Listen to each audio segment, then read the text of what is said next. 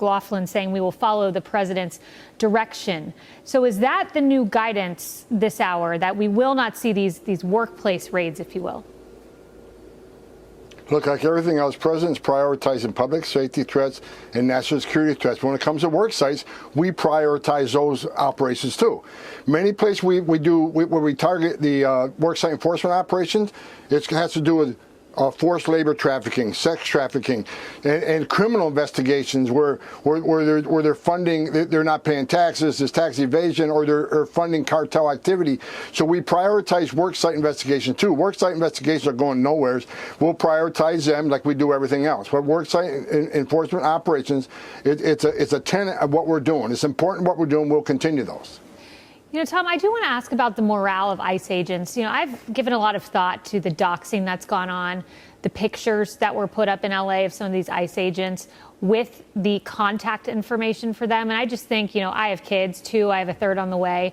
I can't imagine if my dad's face was on a poster and he was called all sorts of things and his personal information put there. What's the morale like in ICE right now?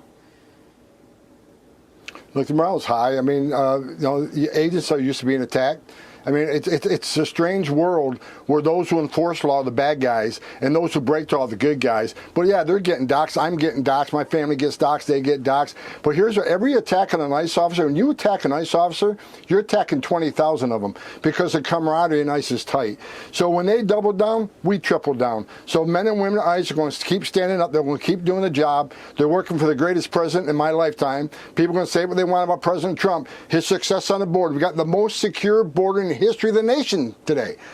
Criminal threats, illegal alien criminal threats arrested and deported are at a record high, much higher than Joe Biden. So the men and women at ICE are doing the job. They took an oath to do this job. They love doing this job, and they're going to keep doing this job. No one's going to scare them away. No one's going to bully them from doing their job. Men and women at ICE are going to stand up every day and hit the streets. We got over 1,000 teams all across the country operating today, operating yesterday, operating tomorrow. We're going to keep doing our job. The protest, you can protest all you want. You can do all the violence you want. ICE will be back out there again tomorrow morning.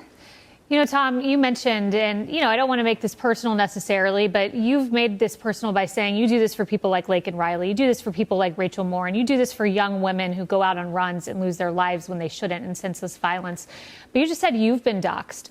Do you feel safe? Do you feel protected despite everything that's going on and despite the target that they clearly have on you? Look, again, they're not going to shut me up. I'm not going away. I'm going to keep doing my job. I really, truly believe President Trump is doing the right thing for American people.